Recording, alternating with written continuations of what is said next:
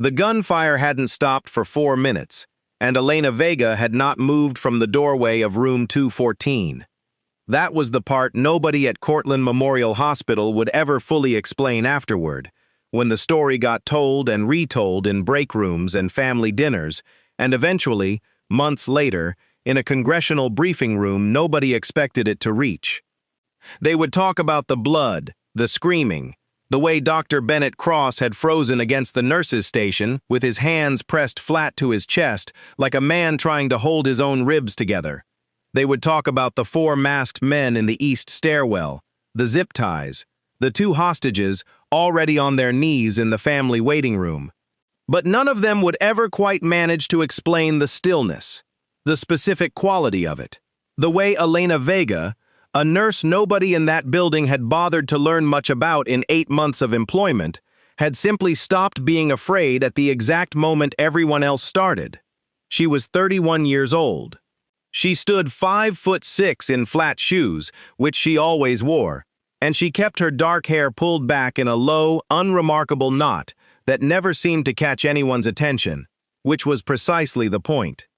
Her voice, when she used it, rarely rose above a level that could be called conversational.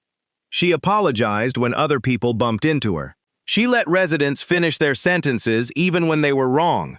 She had, in 8 months at Cortland Memorial, acquired a reputation among the nursing staff as competent, quiet, and easy to overlook. 3 qualities that had nothing to do with who she actually was, and everything to do with who she had decided to become. That morning had started like every other morning. It had started with charts and vitals and a man named Dr. Bennett Cross deciding, in front of a room full of people, that Elena Vega did not know how to do her job. Cortland Memorial sat on the edge of a mid-sized city in the Texas Hill Country, a sprawling regional trauma center that served 4 counties and had, over the past decade, built a reputation as one of the better Level 2 facilities in the state.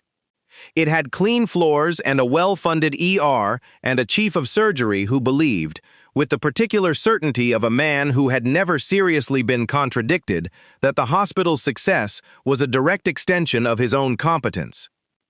Dr. Bennett Cross was 51 years old, 6'1", with the kind of silver-templed handsomeness that made hospital fundraisers easier and made junior staff nervous in ways that had nothing to do with respect. He had trained at a program with a name that opened doors, and he mentioned it more often than the doors required. He walked the trauma floor the way some men walked into rooms they owned, because in the practical, day-to-day sense of who got listened to and who got overruled, he did. He had noticed Elena on her 2nd week, mostly because she had corrected a medication dosage on one of his post-op patients without asking him first, routing the flag through the attending physician on record instead. It had been the right call. It had also, in Cross's calculus, been an act of insubordination dressed up as diligence, and he had not forgotten it. Vega. He said her name the way he said most things, with the flat authority of someone accustomed to being obeyed. My office. Now. It was 7:40 in the morning, mid-shift change. The hallway outside Bay 6 crowded with the particular chaos of a trauma floor changing hands. Residents comparing notes, a gurney being wheeled toward radiology, the low murmur of 11 separate conversations happening at once. Elena did not flinch. She finished charting the vital signs she'd been recording, set the tablet down with the same unhurried precision she brought to everything, and followed him. His office was small and deliberately imposing, framed diplomas arranged with the kind of care that suggested someone had once told him it mattered. He didn't sit. He stood behind his desk with his arms crossed and looked at her the way a man looks at a problem he has already decided how to solve. "You flagged my orders on Whitcomb again." "The renal function panel came back low," Elena said. "The dosage you'd ordered was outside the adjusted range for his creatinine clearance. I routed it to Dr. Alvarez per protocol." "You went around me." "I followed the medication safety protocol, doctor. Any flag discrepancy above a certain threshold requires secondary physician sign-off. That's hospital policy, not a judgment on your order." He studied her for a long moment, the specific, assessing look of a man deciding whether he was being mocked. She kept her face neutral, which was its own kind of skill, one she'd built over years in rooms far more dangerous than this one. "You've been here 8 months," he said. "I've reviewed your file. Community college nursing program. No specialty certifications beyond basic trauma. And yet you seem to believe you're qualified to second-guess a board-certified surgeon with 22 years of practice." "I'm not second-guessing you," Elena said. "I flagged a number that fell outside a safety range. That's the job." "The job," Cross said, "is to do what you're told, competently, and to trust that the people above you in this hospital's hierarchy have earned the right to make decisions you are not equipped to evaluate." There was a version of this conversation Elena could have had. There was a version where she told him, calmly and precisely, exactly how many mass casualty events she had triaged under fire, exactly how many field amputations she had performed with a headlamp and a pressure dressing kit, exactly how many times a decision she made in under 10 seconds had been the difference between a man going home to his family and a folded flag on a mantle. There was a version where she said the words that would have made Bennett Cross go very quiet, very fast. She did not say any of it. She had spent 2 years building a life specifically designed to never require that version of the conversation, and she was not going to burn it down over a medication dosage. "Understood, doctor," she said instead. "Is it?" Something in his expression shifted, a kind of satisfaction settling into his face, the particular pleasure of a man who believed he had won something. "Because I'm going to be watching you, Vega. Very closely. The next time I catch you routing around my authority, I will personally see to it that this is the last hospital that employs you in this state. Are we clear?" "Crystal," Elena said, and meant something entirely different by it than he understood. She left his office at 7:52 in the morning. She had no way of knowing that by 2:15 that afternoon, Bennett Cross would be on his knees in a supply closet with a gun to the back of his head, and the only person standing between him and a bullet would be the nurse he had just threatened to blacklist. The morning proceeded the way most mornings at Cortland Memorial proceeded. Busy without being remarkable, the ordinary churn of a trauma floor absorbing car accidents and chest pains, and a child with a broken wrist from a bicycle accident. Elena worked through it with the same quiet efficiency she brought to every shift, moving between rooms, updating charts, redirecting a first-year resident named Priya Bhatt away from a medication error that would have gone unnoticed for another hour if Elena hadn't caught it first. Priya was 26, sharp, and visibly exhausted in the specific way of residents 6 months into their first year, still calibrating the gap between what they'd learned in textbooks and what the floor actually demanded of them. "How did you catch that?" Priya asked, staring at the chart Elena had just corrected. "I've read that interaction table a dozen times and I still missed it." "You'll catch it next time," Elena said. "It's pattern recognition. It builds. You make it look easy."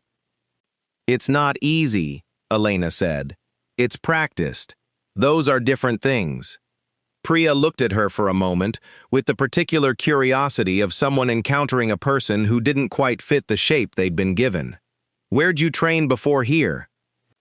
"Around," Elena said, and the deflection was smooth enough that Priya let it go, filing the strangeness away without quite knowing what to do with it, the way people had been filing away small strangenesses about Elena Vega for 8 months without ever assembling them into a complete picture. The complete picture, had anyone assembled it, would have looked like this. Elena Maria Vega, born in Corpus Christi, enlisted in the Navy at 19, selected for the Special Operations Combat Medic Pipeline at 22, after 2 brutal years of qualification that washed out 80% of her class. Attached to a joint Special Operations Task Force by 24. Deployed 6 times across 4 theaters by the time she was 28. A combat medic's combat medic, the kind of operator whose name got passed quietly between units, not because she sought recognition, but because when things went wrong in the field, when the mission fractured and men were bleeding out in places no medevac could reach in time, Elena Vega was the person other operators wanted in the room. And then, 2 years ago, on a mission that still did not exist in any public record, something had gone wrong. Not a failure of skill, a failure of intelligence, a compromised position. 3 operators lost in a way that the after-action report described in language so bloodless it barely resembled what had actually happened. Elena had been the one who kept a 4th alive for 11 hours in hostile territory with nothing but a trauma kit and sheer refusal to let him die. She had also been the one who, in the investigation that followed, discovered that the intelligence failure hadn't been an accident. She did not talk about what came after that. She had learned, in the 2 years since, that some silences were not about secrecy. Some silences were about survival, hers and other people's. She had left the Navy under a quiet discharge that erased most of her operational history from anything a civilian background check could find. She had gone back to school, gotten a nursing license under her legal name, and taken a job at a mid-sized hospital in a mid-sized Texas city where nobody would ever think to ask a soft-spoken nurse whether she had once carried a wounded SEAL 6 kilometers through hostile terrain on an improvised litter made from a poncho and 2 rifle barrels. She had built a small, quiet life. She intended to keep it that way. She had no idea, standing in the hallway outside Bay 6 at 9:14 that morning, that the life she'd built was about to collide, in the space of a single afternoon, with everything she'd tried to leave behind. The first sign that something was wrong came at 1:47 p.m., in the form of a phone call to the front desk that nobody at Cortland Memorial took seriously enough, fast enough. The caller identified himself as a patient's family member, asking specific questions about visiting hours for the ICU, about which stairwells were accessible from the parking structure, about shift change timing for hospital security. The front desk clerk, a 22-year-old named Dylan, who had been working the position for 4 months, answered the questions without thinking much of them, because people ask strange, specific questions about hospitals all the time, and most of them were simply anxious relatives trying to understand an unfamiliar building. He did not know that the questions were being asked by a man named Rafael Ontiveros, a mid-level lieutenant in a cartel organization that ran cross-border logistics through 3 states, and that the questions were being asked because Ontiveros's organization had a very specific, very urgent problem sitting in room 412 of the Cortland Memorial ICU. The problem's name was Danny Suarez. He was 24 years old, and 4 days earlier he had been the driver for a cartel transport run that had gone catastrophically wrong when state troopers intercepted the vehicle on Highway 90. In the resulting crash, Danny had taken a bullet through the abdomen and a head injury from the rollover, and he had also, in the 11 minutes between the crash and his arrest, become the single most valuable cooperating witness the DEA had developed against Ontiveros's organization in 3 years. Danny didn't know it yet. He was still in a medically induced coma, recovering from surgery, guarded by a single sheriff's deputy stationed outside his door, a security arrangement that had been quietly, catastrophically underestimated by everyone involved, because nobody at the local level had yet grasped how much Danny Suarez actually knew, or how far Ontiveros's organization was willing to go to make sure he never woke up to say it. At 2:09 p.m., 4 men entered Cortland Memorial Hospital through the loading dock entrance on the east side of the building, wearing maintenance coveralls that matched, closely enough to pass a glance, the uniforms of the hospital's actual contracted maintenance crew. They carried duffel bags. Inside the duffel bags were 4 MP5 submachine guns, 2 flashbang grenades, and enough zip ties for 40 hostages. Elena Vega was in Bay 6, finishing a chart on a 71-year-old man with atrial fibrillation when the first shot was fired. It came from the direction of the sheriff's deputy stationed outside room 412, a single sharp crack that cut through the ordinary noise of the trauma floor and turned it, in the space of half a second, into something else entirely.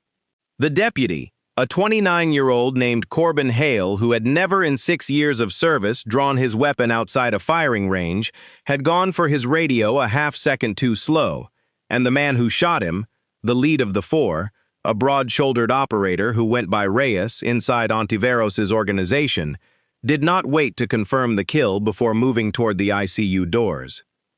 The sound reached Bay 6 as a flat, distant pop, the kind of sound that in a hospital could, for one merciful half-second, be mistaken for something falling, a tray dropped, a door slammed too hard.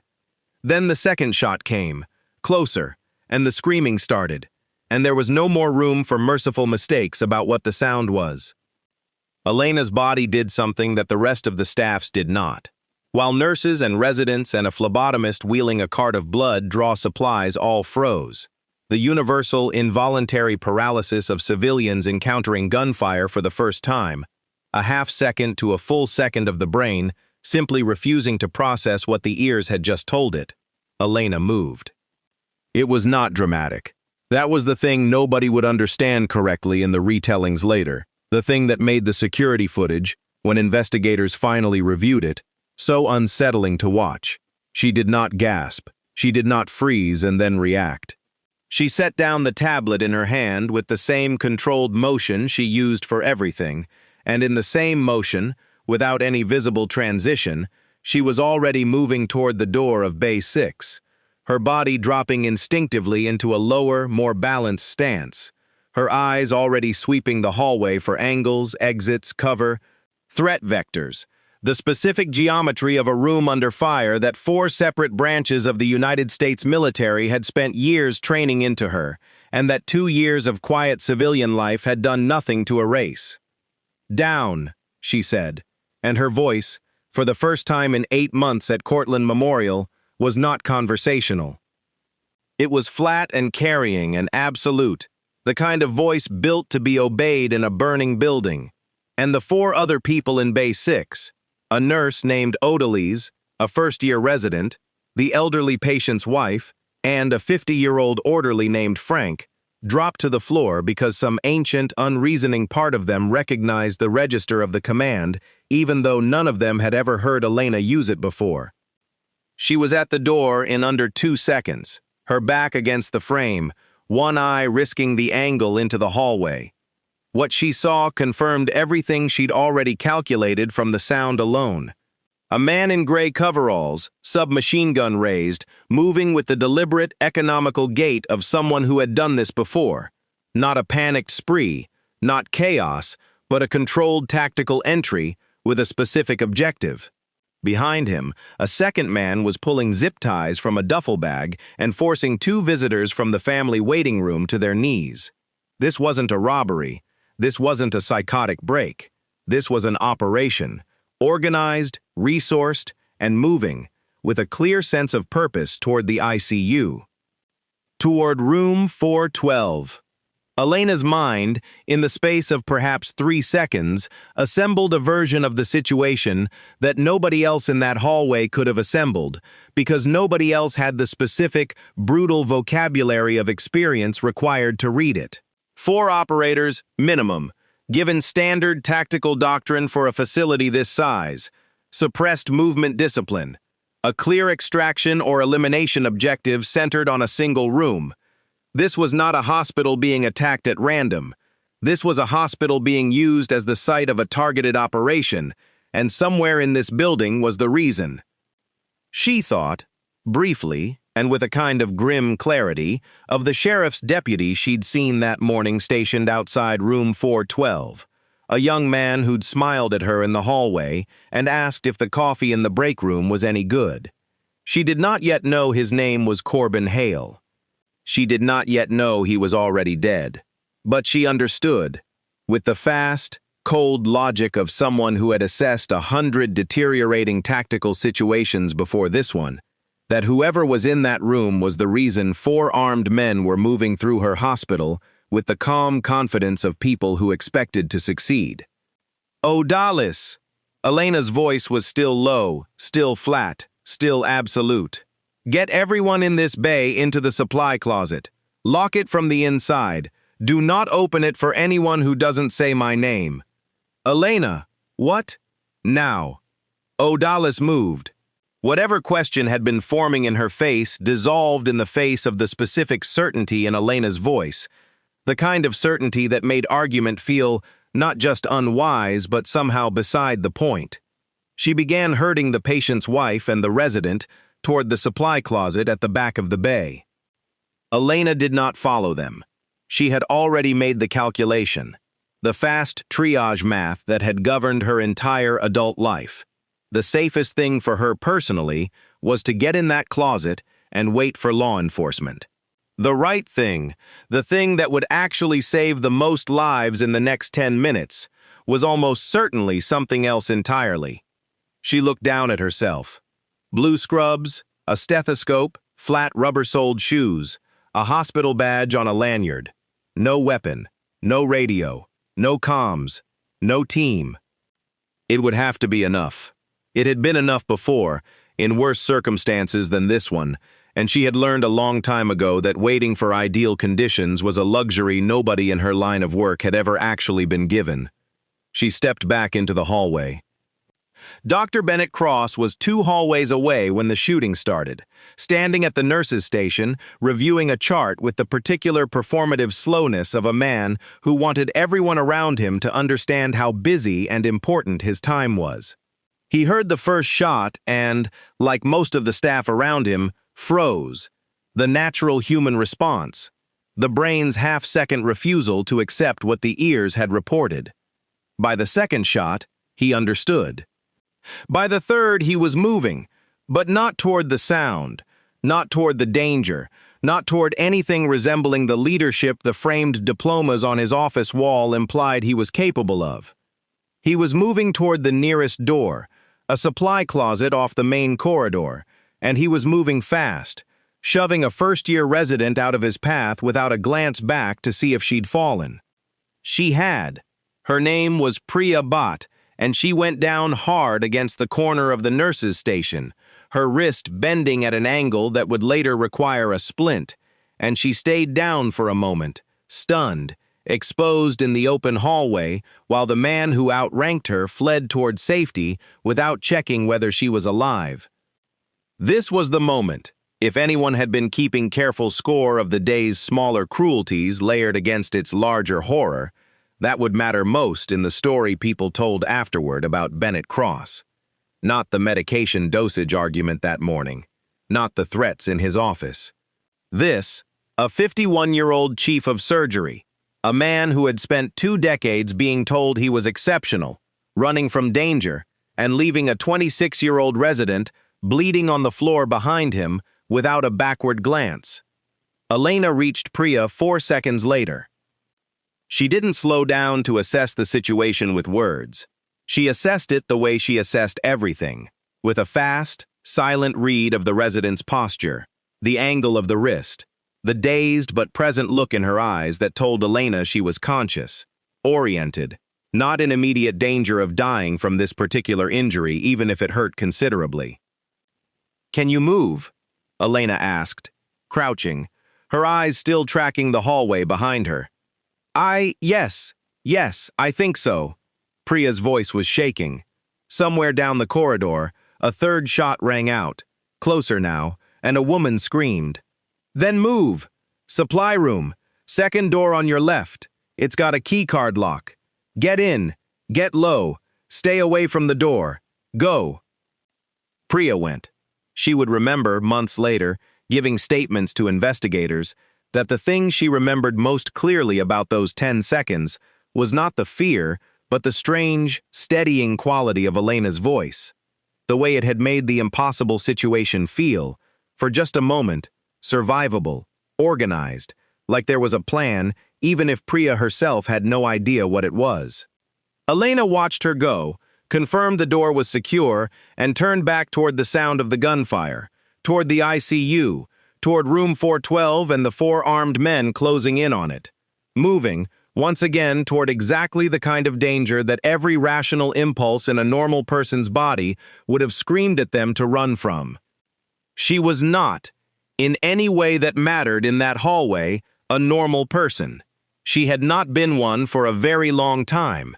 She had simply, for 8 months, been extremely good at pretending.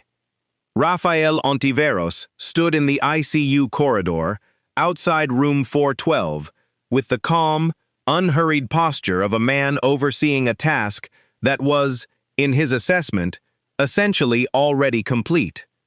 He was 38, compact, with a scar bisecting his left eyebrow that he'd earned in a knife fight in Nuevo Laredo a decade earlier, and a reputation, within his organization, for a specific kind of methodical brutality that made him valuable to people who preferred their violence quiet and efficient rather than loud and chaotic. He had not wanted this operation. He had said so, privately, to the man who gave the order, that a hospital was a hard target, with too many witnesses, too many unpredictable variables, too much attention that would follow. But Danny Suarez knew names. Danny Suarez knew routes, dates, a warehouse in Laredo that connected to a shell company that connected to 3 men who had, until 4 days ago, believed themselves entirely insulated from any investigation. Danny Suarez, if he woke up and started talking to the DEA agent who had already visited the hospital twice, could dismantle 4 years of careful infrastructure in a single afternoon of testimony. So the operation had a name and a budget, and 4 men Ontiveros trusted, and a simple, brutal objective: get to room 412, finish what the highway patrol's bullet had failed to finish, and be gone before local law enforcement could organize a coordinated response. They had perhaps 12 minutes before that response arrived in force. Ontiveros intended to use every one of them efficiently. "Reyes," he said into his radio. "Low. Status. Deputies down. Moving to secure the ICU wing. 2 hostages contained in the waiting area. Time to the room? 90 seconds. Ontiveros allowed himself something close to satisfaction. 90 seconds.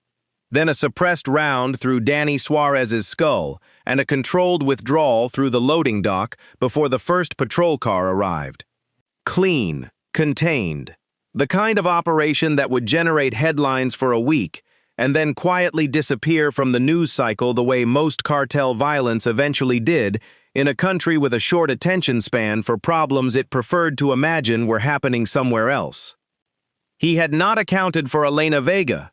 Nobody had. That was, in the end, the entire and complete explanation for everything that happened to Rafael Ontiveros' operation over the next 40 minutes.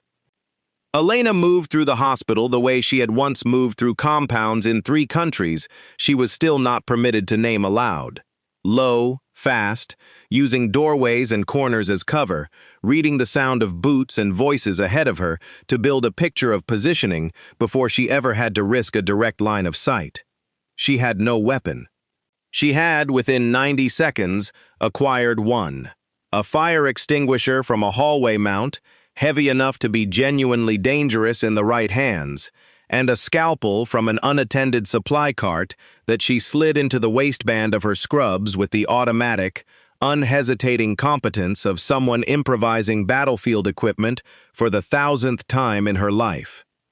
She found the 2 hostages from the family waiting room first, an elderly man and a young mother with a toddler pressed against her chest, both zip-tied, both on their knees against the wall under the watch of the second gunman, a thin, jittery operator named Cepeda, who kept glancing toward the ICU corridor as if waiting for instructions he wasn't confident would come.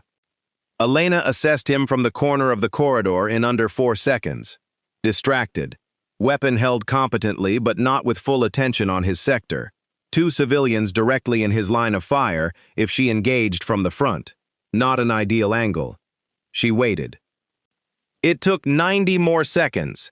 90 seconds that felt, to the young mother kneeling against the wall with her son's face pressed into her shoulder to keep him from seeing the gun, like something closer to a lifetime, for Cepeda's attention to drift fully toward his radio, toward the voice of Reyes reporting progress toward room 42. In that half-second of divided focus, Elena moved. She came from his blind side low and fast, and the fire extinguisher connected with the base of his skull with a controlled, precise force calibrated to incapacitate rather than to announce itself with unnecessary noise. He went down without firing a shot. She had his weapon out of his hands and the zip ties off his wrists. Repurposed onto his own, in under 15 seconds, the kind of clean, economical violence that would, when the security footage was finally reviewed by federal investigators weeks later, cause more than one veteran agent to go very quiet and re-watch the 11-second clip 3 or 4 times in disbelieving silence. "Are you hurt?" she asked the young mother, already cutting the zip ties from her wrists with the same scalpel she'd been carrying, her voice dropping back into the low, steady register she'd use with any frightened patient. "No, the woman's voice broke. "My son. You're going to take him and go through that door." Elena nodded toward a stairwell exit 20 feet down the corridor. "Down to the ground floor, out through the main entrance. Law enforcement is going to be arriving any minute. Tell them exactly what you saw. Go now." The elderly man hesitated, looking at the weapon Elena now held, an MP5, taken from an unconscious cartel enforcer, held with a competence that made no sense against the woman's soft voice and hospital scrubs. "Who are you?" he asked. "Someone who's done this before," Elena said, and it was, in its way, the most honest thing she'd said to anyone in 8 months. "Go, now." They went. Elena watched them clear the stairwell door, confirmed it, and turned back toward the ICU corridor, toward the sound of Reyes's voice on Cepeda's radio, now growing impatient, now asking for a status update that would never come. She had 90 seconds, by her own count, before Reyes noticed his second man had gone silent. She intended to use every one of them. Bennett Cross was in the supply closet at the end of the east corridor, crouched behind a shelf of IV bags, his phone in his hand, his thumb hovering uselessly over the emergency dial pad because his hands were shaking too badly to complete the call. He had made it inside 11 seconds after abandoning Priya Bhatt in the hallway, and he had spent every second since telling himself a version of events in which his decision had been reasonable, tactical even. Get to safety, assess the situation, call for help.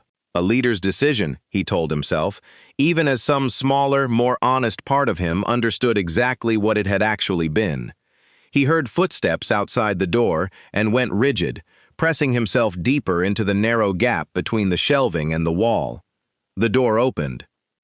It was not, as some part of him had feared, a man with a gun. It was a nurse. The nurse. The one from that morning.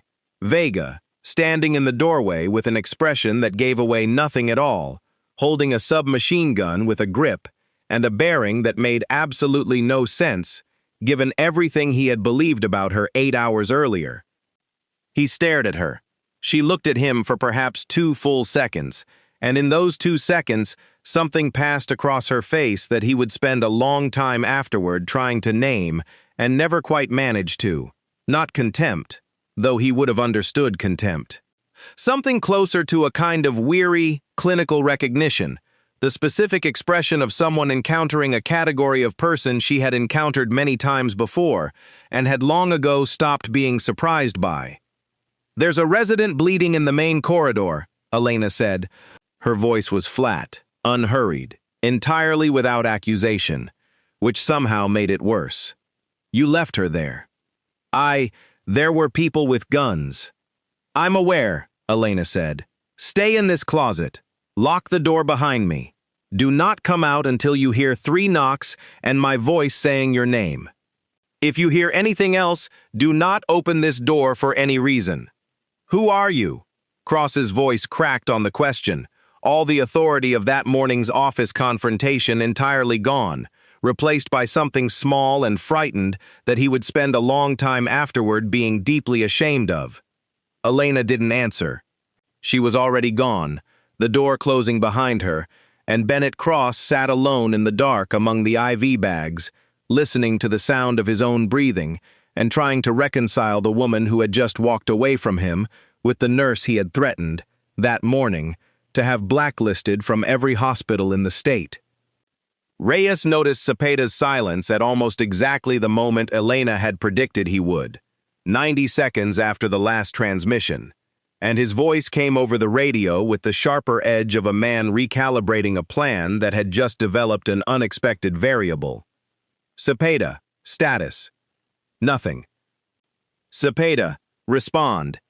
Elena, crouched now at the corner where the east corridor opened into the ICU wing, heard the transmission through the radio she'd taken off the unconscious man, and understood, with the same fast clarity that had governed every decision of the last 6 minutes, that her window was closing.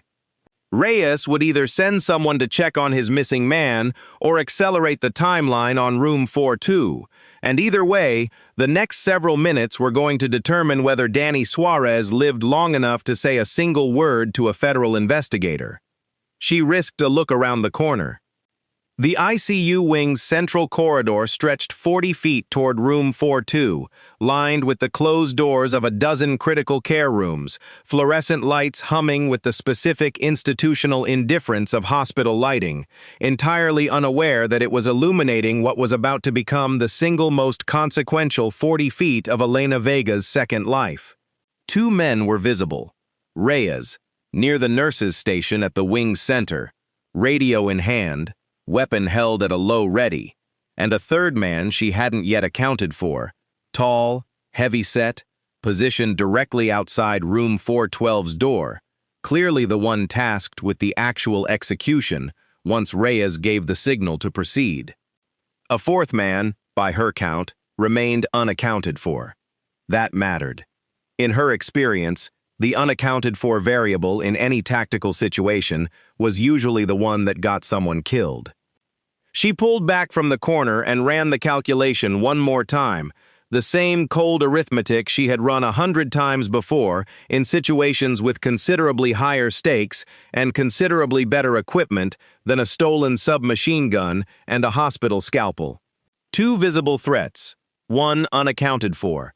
1 patient in critical condition whose survival depended on the next 90 seconds going almost exactly right, and no backup of any kind arriving for at least 6 more minutes, probably longer, given the specific chaos of coordinating a multi-agency response to an active shooter situation at a regional hospital. It was not, by any reasonable measure, good odds. Elena had operated inside worse odds more times than she could accurately count, and she had learned, in the specific brutal school that had trained her, that hesitation killed more people than bad odds ever did. She checked the magazine on the MP5 she'd taken from Cepeda. Full, minus nothing, because he'd never fired a shot before she'd put him on the ground. She thought, briefly, of Danny Suarez, a 24-year-old kid who had made catastrophic choices in his life and was now, unconscious and unaware, the only thing standing between a federal investigation and the men who wanted him silenced. A kid who did not deserve to die for it in a hospital bed, whatever his prior sins. She thought, more briefly still, of the version of herself that could have stayed in that supply closet with Odalis and the others. The version that had spent 2 years building a quiet, deliberately unremarkable life, specifically so she would never again have to make this particular calculation. That version of herself had never really existed. She understood that now, in the same clear way she understood everything in moments like this. She had only ever been pretending to be her, the way an actor put on a costume, and the costume had simply, finally, come off. She moved into the corridor. What happened in the next 90 seconds would later be reconstructed, in agonizing frame-by-frame detail, by 3 separate federal agencies, and every single reconstruction would arrive at roughly the same conclusion. That the woman on the security footage moved with a level of trained precision that did not belong to a community college-educated staff nurse with 8 months of civilian employment history, and that whoever she actually was, The four men who had walked into Cortland Memorial Hospital that afternoon had made the single worst tactical miscalculation of their professional lives when they chose that particular building on that particular day. Elena came around the corner low, using an unoccupied gurney as partial cover, and put 2 rounds into the heavy-set man outside room 412 before he had fully processed that anyone was in the corridor with him. He went down without returning fire. Reyes, 40 feet away at the nurse's station, spun toward the sound, and in the half-second it took him to locate her, Elena had already closed 6 feet of distance and put herself behind the solid mass of a crash cart, buying an angle he couldn't cleanly reach. "¿Quién eres?"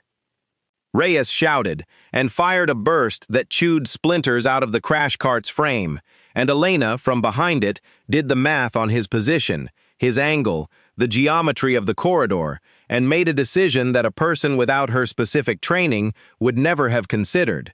She pushed the crash cart forward, hard, a rolling wall of steel and medical equipment, and used its cover to close the distance instead of holding it. Reyes had not expected that. Very few people, in his experience, moved toward gunfire instead of away from it, and the half-second of recalibration it cost him was exactly the half-second Elena needed. She came around the side of the cart at close range, inside the effective spray radius of his weapon, and the fight that followed lasted 4 seconds and ended with Reyes on the ground, disarmed, his wrist bent at an angle that told anyone who looked at it that he would not be using that hand again for a considerable time. She had his weapon. She had, by her count, neutralized 3 of the 4 men who had entered the hospital. She did not yet know where the 4th was, and that uncertainty sat in her chest with the specific, familiar coldness of unfinished business. She was reaching for the zip ties on Reyes's own belt, the practiced habit of securing a downed threat before moving on, drilled into her over years until it required no conscious thought. When Ontiveros stepped out of room 412's doorway behind her, weapon already raised, and said, in a voice of perfect, almost curious calm, "You're very good, whoever you are." Elena went still. She had miscounted. The 4th man had never left the room. He had been Ontiveros himself, waiting inside with Danny Suarez this entire time, watching the corridor through the narrow window in the door, letting his men handle the approach while he stayed with the actual objective. A decision, she understood immediately, that had been far smarter than anything his subordinates had managed, and that had just put a gun at her back at the worst possible moment. "Hands where I can see them," Ontiveros said, slowly. Elena raised her hands, the weapon she'd taken from Reyes still loosely in her right, and turned, slowly, to face him. Behind him, through the open door of room 412, she could see Danny Suarez in the hospital bed, unconscious, a ventilator's steady rhythm the only sound in the room, entirely unaware that his life currently depended on the next several seconds of a conversation he would never know had happened. "You're not hospital staff," Ontiveros said. It wasn't a question. "Not really. I don't know what you are. Military, maybe. Federal. Doesn't matter." His weapon didn't waver. "What matters is you're going to put that gun down, and I'm going to finish what I came here to do, and then I'm going to walk out of this building. That part isn't negotiable. The only thing that's negotiable is whether you're alive when I do it." Elena's mind, even now, even with a weapon pointed at her chest, at a range that left almost no margin for error, was running the same cold calculation it had been running all afternoon. Distance, 8 feet. Ontiveros' stance, professional, weight-balanced, finger indexed alongside the trigger guard rather than on it, which told her something useful. He was disciplined enough not to have an accidental discharge, which meant he was disciplined enough to be genuinely dangerous, but it also meant there was a fraction of a second between his decision to fire and the shot actually leaving the barrel, a fraction of a second that, for someone trained the way Elena was trained, was sometimes enough. Sometimes, not always. She had buried people who had believed it would be enough and been wrong. "You don't have to do this," she said, her voice dropping into a register she hadn't used in 2 years, low and even, and entirely without fear, a voice built for exactly this kind of conversation. That kid in there is going to die of his injuries whether you shoot him or not, most likely. He's got a head injury and a bullet wound, and he's barely stable. You walk out of here now, before the response teams arrive, and you've got a chance. You put one more round into this building, and every federal agency in this state is going to spend the next 5 years making it their personal mission to find you. That's already true, Ontiveros said. The moment I walked in the door, that became true. The only question left is whether I finish the job. Then it's already a bad math problem, Elena said. Don't make it worse. Something flickered across Ontiveros's face. Not fear. She didn't think this man frightened easily, but a kind of recalculation, the look of someone running numbers he hadn't expected to have to run. His eyes moved, briefly, involuntarily, toward the sound building somewhere beyond the hospital's walls. Sirens, distant but multiplying, the specific escalating chorus of a law enforcement response, finally, belatedly, arriving in force. It was the distraction Elena needed. Not much of one. A quarter second of divided attention. But she had trained for years to need less than that. She moved. What happened next took less than 2 seconds, and the security footage of it would be studied, months later, by instructors at 2 different federal training academies as an example of close-quarters disarming technique executed under maximum time pressure. Elena's left hand swept across her body, redirecting the barrel of Ontiveros's weapon a critical few degrees off her center line in the same motion that her right hand, still holding Reyes's confiscated pistol, brought the weapon up and fired a single round. Ontiveros's shot went wide, punching through the wall of room 412, 6 inches from Danny Suarez's ventilator, close enough that the sound of it would remain, for the rest of Danny's life, a fact he learned about secondhand and thought about more than he ever admitted to anyone. Elena's shot did not go wide. Ontiveros went down, hit high in the shoulder, the weapon clattering from his hand, and Elena was on him before he'd fully processed the impact. Weapon secured, hands zip-tied with the same brutal efficiency she'd used on Cepeda 8 minutes earlier. She knelt over him for a moment, checking the wound with the automatic, clinical thoroughness of someone who could not stop being a medic even in the middle of disarming the man who'd just tried to kill her. Pressure applied, bleeding assessed, not arterial, not immediately life-threatening if treated within a reasonable window. "You're going to live," she told him, in the same flat, unhurried voice she'd used to deliver any diagnosis, "which is more than you were planning to leave that kid in there." Ontiveros, pale, breathing hard through the pain, looked up at her with something that had shifted, in the space of those 2 seconds, from calm calculation into genuine, unguarded confusion. "What are you?" he asked again, and this time it wasn't rhetorical. Elena didn't answer. She was already moving toward room 42, toward Danny Suarez, toward the ventilator and the vitals monitor and the specific, familiar work of confirming that a patient in her care was still stable after everything that had just happened around him. He was. His heart rate had climbed with the noise and the vibration of the gunfire, but his oxygen saturation held steady. His ventilator continued its patient rhythm, and Elena stood over him for a long moment, checking every line and monitor with the thoroughness of a woman making absolutely certain that 4 minutes of violence had not undone the surgical team's work from 4 days earlier. Then, and only then, with the immediate threat neutralized and the patient stable, did she allow herself to straighten, to lower the weapon still in her hand, and to become, for the first time since the first shot had been fired, aware of the sound of sirens outside the building, dozens of them now, close, and the specific heavy thud of a helicopter's rotors somewhere overhead that had not been there 4 minutes earlier and that made no immediate sense to her. because local police response to an active shooter did not typically arrive by helicopter this fast. She would understand why within the hour. She did not understand it yet. She keyed the radio she'd taken from Cepeda, switched it to the hospital's internal frequency, and said, in a voice that had gone very quiet and very tired, "This is Vega, ICU wing. All 4 hostiles are down and secured. I need medical response to my location and confirmation that Sheriff's Deputy Corbin Hale requires immediate attention." A pause. "He may already be gone. I need someone to check." Then she sat down on the floor of the ICU corridor, her back against the wall beside Danny Suarez's door, the weapon set carefully on the tile beside her, and for the first time in 8 months, Elena Vega allowed her hands to shake.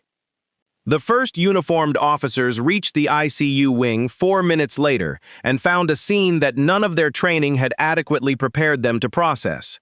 4 armed men, all zip-tied, 2 wounded, and receiving pressure dressings from a nurse in blood-stained scrubs who was calmly directing a first responder's attention toward the more critical of the 2 wounds, while simultaneously confirming, over a stolen radio, that a young mother and her toddler had made it safely to the ground floor.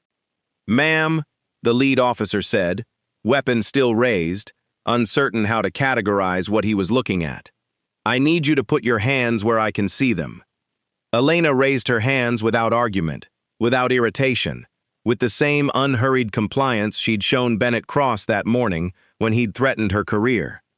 "There's a sheriff's deputy down in the ICU entrance," she said. "Corbin Hale. He needs attention first. There's a patient in room 412 who's critical but stable. Gunshot wound, head trauma, 4 days post-op. He cannot be moved without a physician's clearance. These 4 men are secured and require medical evaluation for the wounds I gave them, in this order of priority." She nodded toward Ontiveros. "Shoulder, controlled bleeding, stable. Him."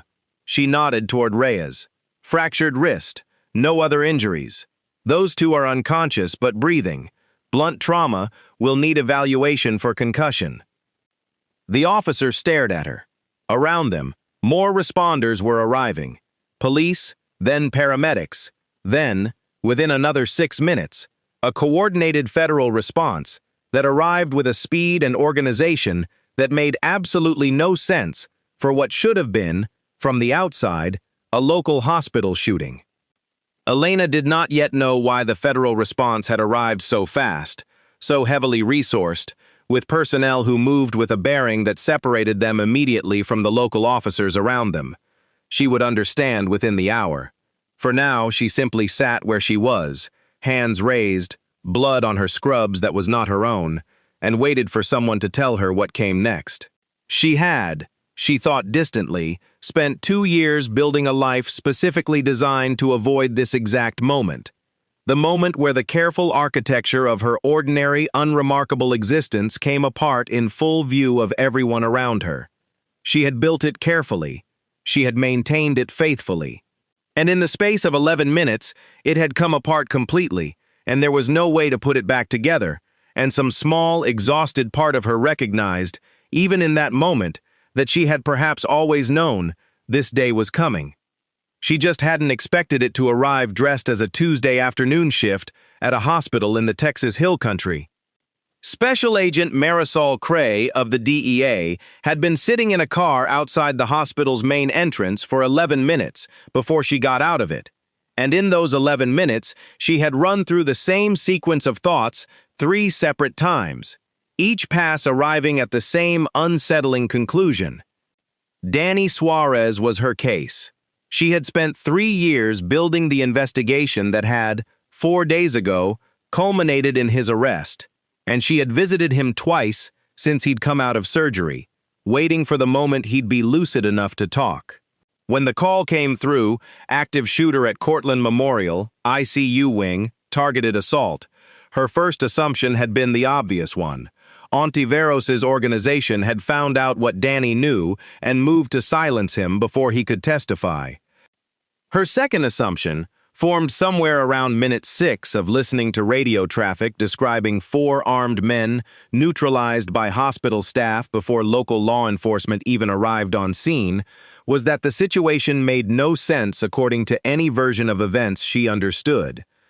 She got out of the car and moved through the chaos of the parking lot.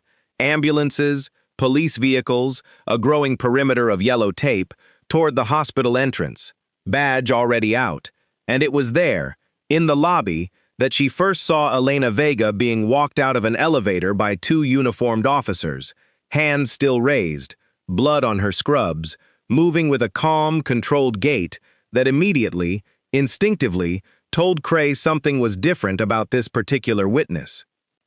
Cray had spent 11 years in federal law enforcement. She had interviewed hundreds of witnesses to hundreds of violent incidents, and she had developed, over those years, a fairly reliable instinct for distinguishing between people who had survived violence and people who had been trained for it. Elena Vega's face, her posture, the specific quality of stillness in the way she stood while 2 officers debated what to do with her. None of it matched the profile of a traumatized civilian nurse who had somehow gotten lucky against 4 armed men.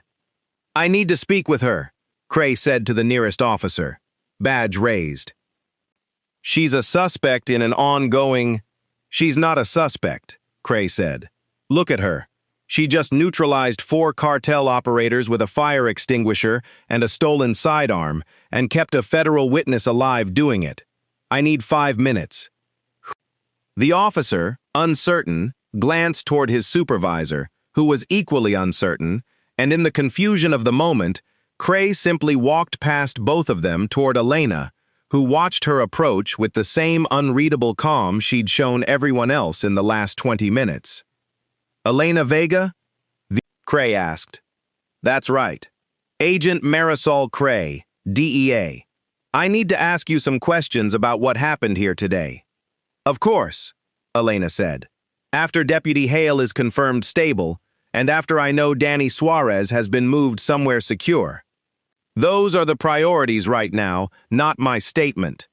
Cray studied her for a long moment. It wasn't just the calm, it was the specific vocabulary. Moved somewhere secure, the instinctive triage of priorities in exactly the order a trained operator would rank them. Threat assessment before administrative process, every single time. She had heard people talk like that before. Almost all of them had worn a uniform at some point in their lives, and most of them had worn a considerably more specialized one than a hospital badge. "Ms. Vega," Cray said carefully, "where did you serve?" Something crossed Elena's face. Not surprise, exactly. More the particular weariness of someone who had been waiting for a question and was almost relieved, in a complicated way, to finally have it asked. "That's classified," she said.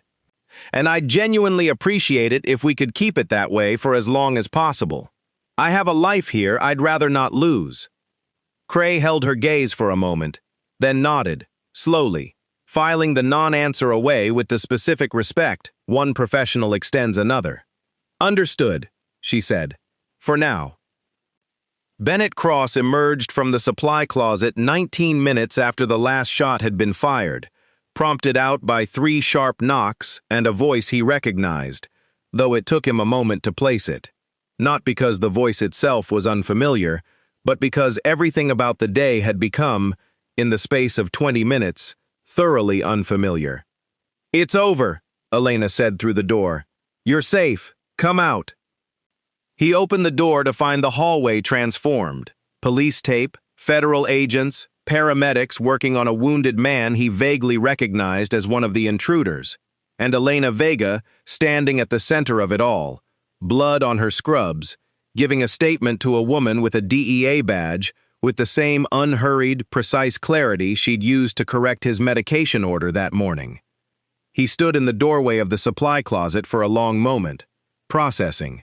Somewhere down the hallway, paramedics were loading a young resident, Priya Bhatt, her wrist splinted, her face pale but composed, onto a stretcher for transport, a formality more than a necessity, and she looked up as Cross emerged and held his gaze for exactly as long as it took to make sure he understood that she had seen him leave her bleeding in a hallway, and that she was not, in that moment or any moment afterward, going to pretend she hadn't. Cross opened his mouth to say something, some version of an explanation that would not, in the end, exist, because there was no explanation for what he had done that would survive contact with what everyone in that hallway had actually witnessed. He closed it again.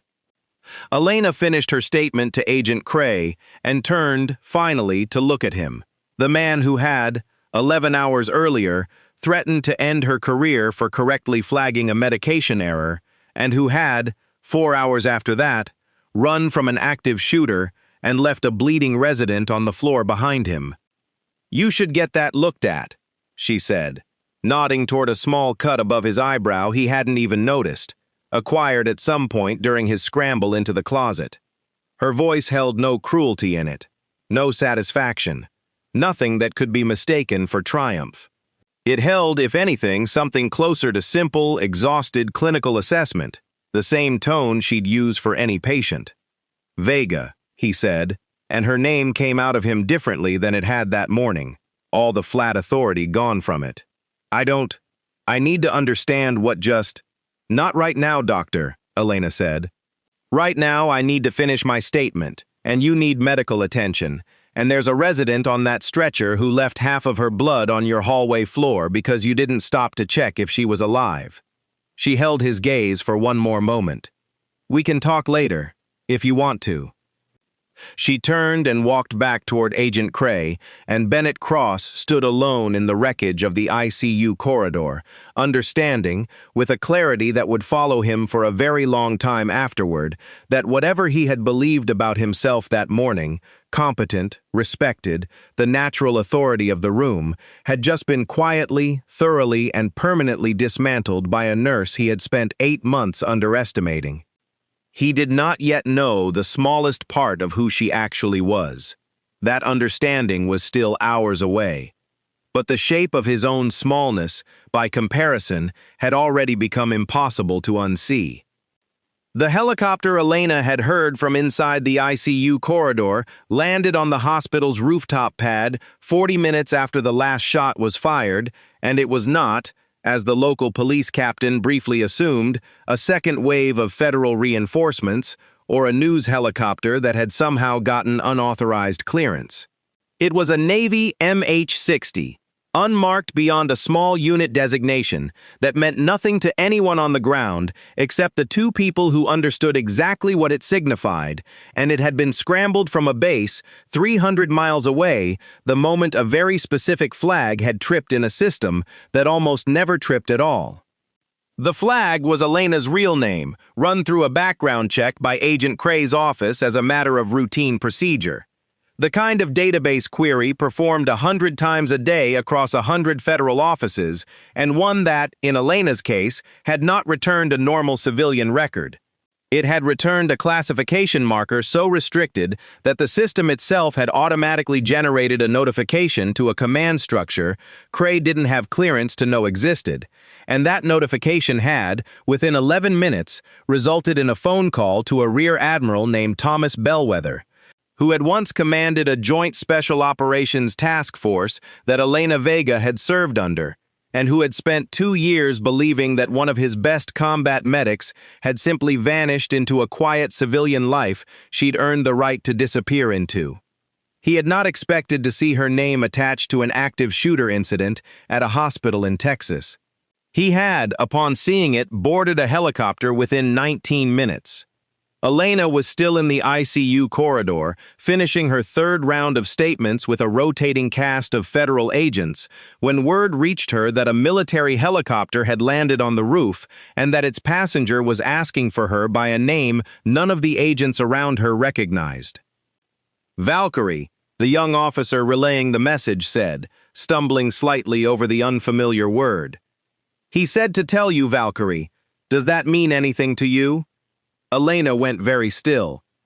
It was not her code name in the way movies imagined code names, not a nickname assigned for drama, but an operational designator tied to a specific classification level, used exactly twice a year by exactly the people who still had clearance to use it, and hearing it spoken aloud in a hospital corridor in the Texas Hill Country, in front of Agent Cray and two local officers, and a growing crowd of hospital staff who had gathered at a cautious distance to watch the strangest afternoon of their professional lives continue to unfold, did something to Elena's careful composure that four armed men with automatic weapons had not managed to do. Her hands, which had stopped shaking 20 minutes earlier, went still in a different way, not steady from control, but steady from the particular shock of a past she had spent 2 years keeping in a locked room, suddenly, without warning, walking directly into the present. "Where is he?" she asked. "Roof access, ma'am. He's waiting."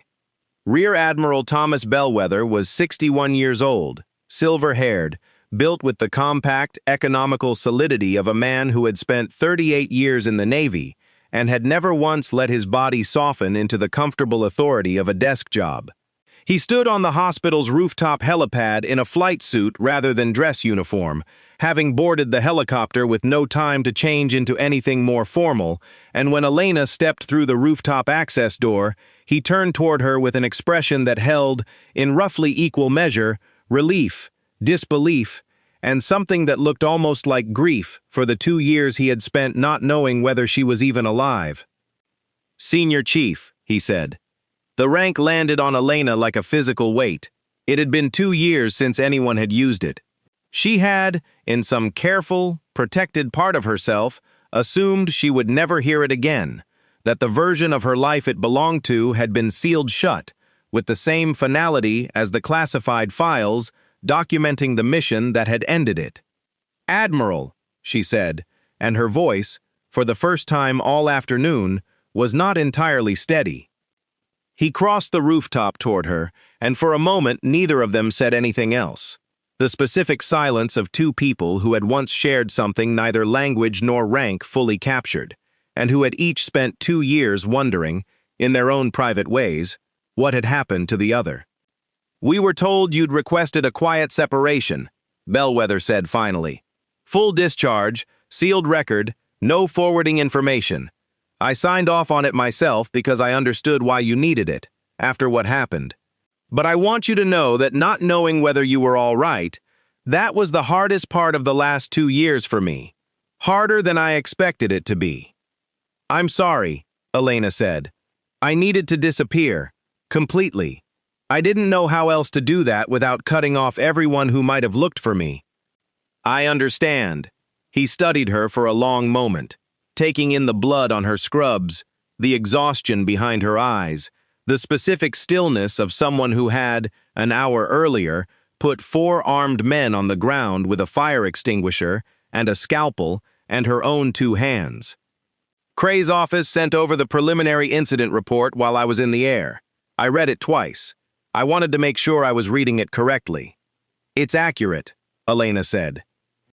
"You disarmed and neutralized 4 armed operators, alone, unarmed at the outset, in a building with dozens of civilians present, and you did it in under 12 minutes with 0 additional casualties."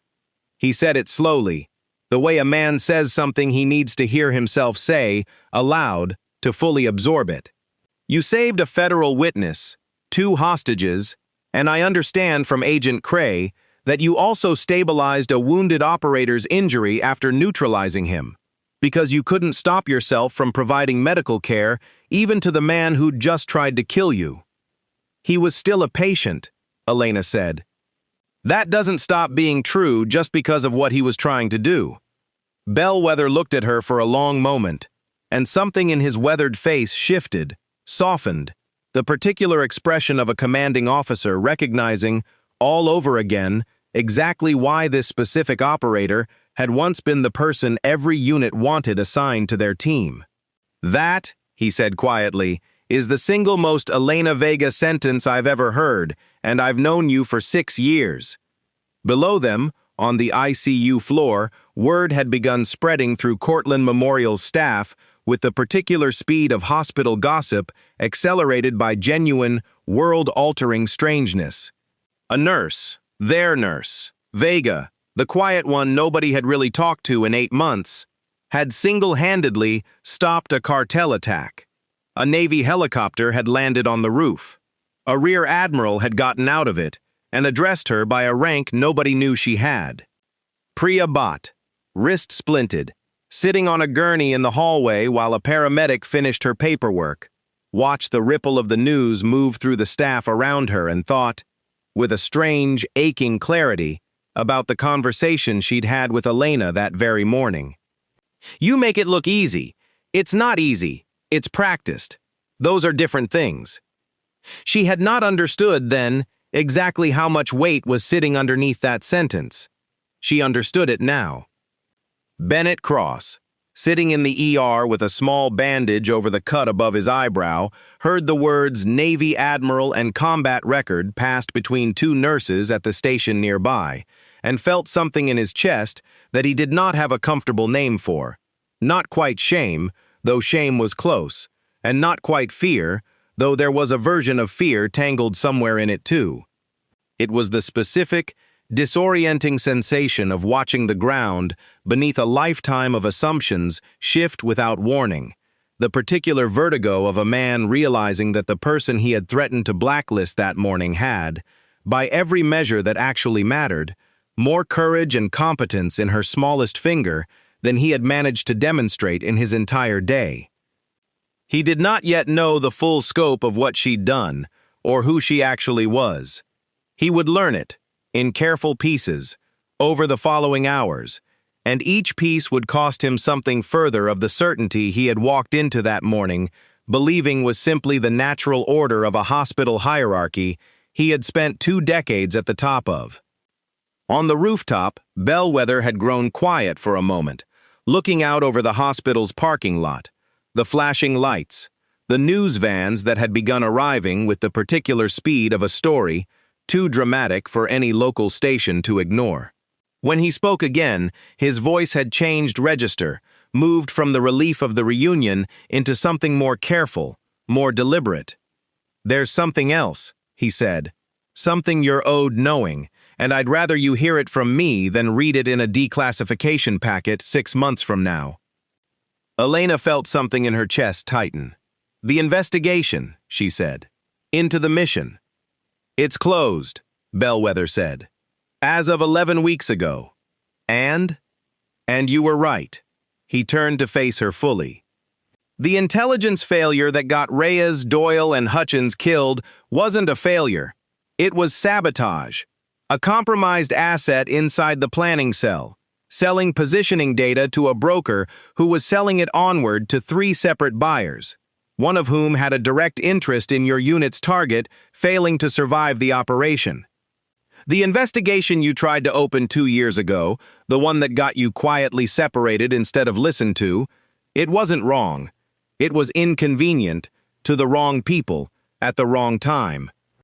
Elena stood very still, absorbing something she had carried, unconfirmed, in the deepest part of herself for 2 years, the certainty that the mission's failure had not been random, that the deaths of 3 men she had served beside had not simply been the tragic cost of war, but the direct result of betrayal, and that she had been right to say so even when saying so had cost her the only career she'd ever wanted and the only identity she'd ever fully trusted herself inside.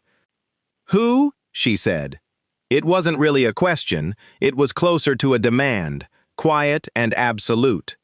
"That part's still being finalized through the appropriate channels," Bellwether said. "But you'll be briefed. Fully. This time. That's a promise I intend to keep personally." He paused. "The compromised asset has been identified. Arrests are being coordinated as we speak, through channels that will make sure this doesn't disappear into another convenient silence. Your testimony, if you're willing to give it, will matter more than you probably want it to right now." Elena looked out over the parking lot, over the flashing lights and the gathering crowd, and the ordinary Texas afternoon continuing around a building that had just become the site of something extraordinary in more ways than anyone below currently understood. She thought about Doyle, who had a daughter he never stopped talking about even in the field, a 6-year-old who would be 8 now, who Elena had thought about more times in the last 2 years than she had let herself admit even to herself. She thought about Hutchins, who had made terrible jokes at terrible moments, specifically because someone needed to, and who had done it right up until the moment the position was overrun. She thought about the 11 hours she'd spent keeping the fourth man alive, refusing to let the math of the situation convince her that a fourth death was acceptable simply because 3 had already happened. "I'll give the testimony," she said, "whatever it costs." "It'll cost you the quiet life you built here," Bellwether said gently. "I want you to understand that clearly before you commit to it.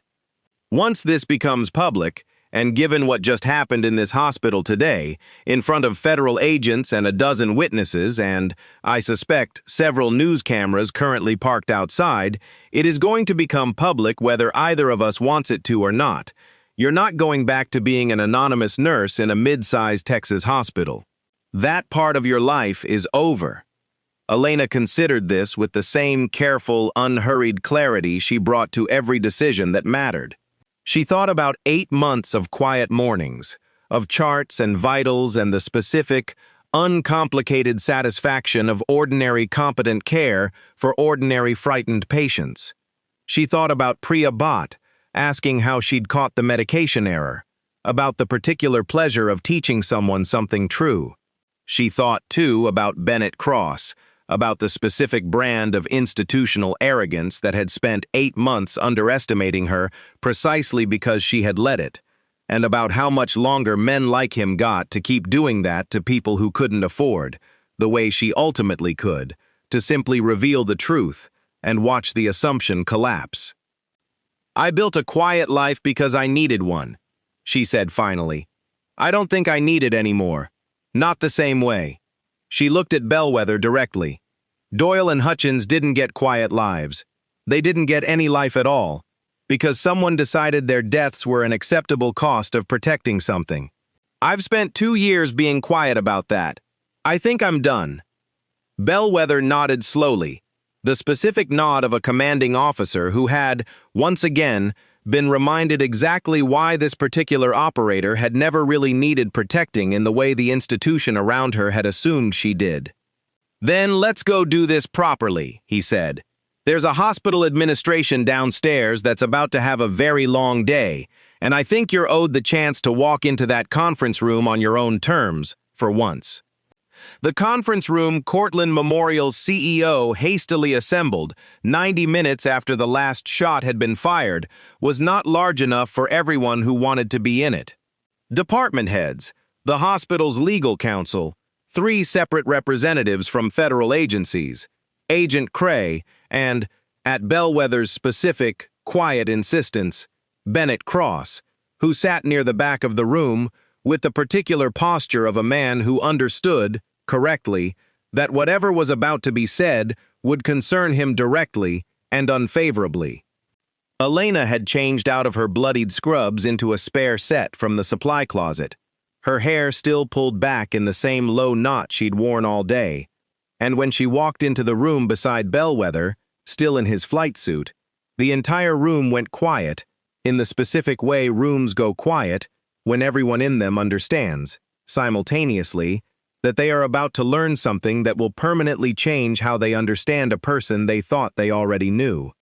The hospital's CEO, a measured, silver-haired woman named Dr. Adaize Okonkwo, who had spent the last hour being briefed on more classified material than she'd expected to encounter in her entire career, stood to open the meeting, then deferred, without being asked, to Bellwether, understanding correctly that whatever authority existed in that room belonged, for the next several minutes, to him. Bellwether did not sit. He stood at the head of the table in his flight suit, and he spoke without notes, in the flat, carrying voice of a man accustomed to briefings that mattered. 2 years ago, he began, a Navy Special Operations team was compromised during a classified mission in a theater I'm not authorized to name in this setting. 3 operators were killed. A 4th survived only because a combat medic attached to that unit kept him alive for 11 hours in hostile territory, using a trauma kit and, from what I understand, considerable force of will. That medic's name was Senior Chief Elena Vega. He let the name settle in the room. Several heads turned toward Elena, who stood beside him with her hands folded, her face composed, giving nothing away except the specific stillness of someone who had waited 2 years to hear her own history spoken aloud in a room full of people who needed to hear it. The investigation that followed that mission's failure was closed prematurely, Bellwether continued, for reasons that have only recently come to light and that I am not presently authorized to detail in full. Senior Chief Vega separated from active service under a quiet discharge at her own request in order to protect both herself and the integrity of an investigation she believed, correctly, as it turns out, had been compromised by someone with an interest in its failure. He turned to look at the room directly, his gaze moving deliberately across the assembled faces until it landed, briefly, unmistakably, on Bennett Cross.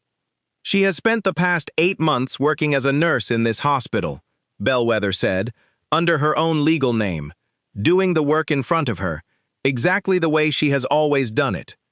This afternoon, when 4 armed cartel operatives entered this building with the intention of murdering a federal witness, Senior Chief Vega neutralized all 4 of them, alone, unarmed at the outset of the engagement, while simultaneously coordinating the evacuation of multiple civilians and stabilizing the injuries she inflicted on the men who attacked her. He paused, letting the silence hold for a moment. I am formally requesting, on behalf of the United States Navy, that this hospital's administration understand exactly who has been on staff here for the last 8 months, and exactly what she is owed, in recognition and in respect, going forward. The room held that for a long moment, the specific silence of a group of people recalibrating everything they thought they understood about their own institution. Dr. Okonkwo was the first to speak, her voice careful, measured.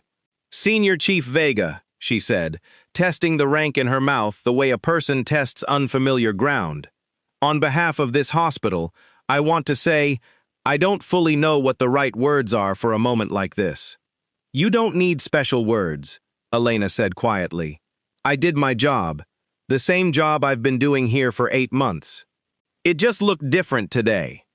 It looked, Agent Cray said from her seat near the door, like the single most impressive tactical response to an active shooter situation I have witnessed in 11 years of federal service. I'd like the record to reflect that specifically, if nobody minds. A quiet ripple of something moved through the room. Not quite laughter, but something adjacent to it. The release of tension that comes when people who have spent hours in shock and fear are finally given permission to feel something closer to relief. It was into that fragile, shifting quiet that Bennett Cross stood up. He had been sitting near the back of the room for the entire briefing, growing progressively smaller in his own chair as each new detail of Elena's history was laid out in front of him, and when he rose to his feet, the room's attention moved to him with the specific, uncomfortable weight of an audience anticipating a confession they already knew was coming. I owe you an apology, he said, and his voice, so accustomed to command, so practiced at projecting the certainty of a man who had never seriously doubted himself, came out smaller than anyone in that room had ever heard it. Not just for this morning, though that too.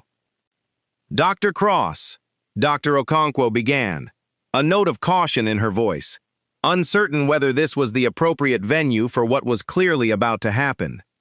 Please, Cross said. I need to say this while I still have the nerve to say it. He turned to face Elena directly, and something in his posture, the confident, room-owning bearing he had carried through every hallway of this hospital for years, had genuinely, visibly left him. This morning I threatened your career because you correctly caught an error in my orders, he said. I told you that you weren't qualified to question a surgeon with my experience. I said it because I've spent 22 years believing that my title meant my judgment couldn't reasonably be questioned by people I'd decided, without much evidence, were beneath me. He paused, and the pause cost him visibly. This afternoon, when people were shooting at us, I ran. I left a resident bleeding on the floor because saving myself felt, in that moment, more urgent than checking whether she was alive.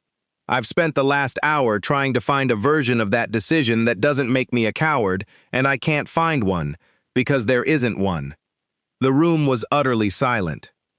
You, Cross continued, still looking at Elena, spent 8 months letting me believe I was more capable, more competent, more essential to this hospital's function than you were, when the truth is, you have more courage in the time it took you to walk into that ICU corridor than I've demonstrated in my entire career.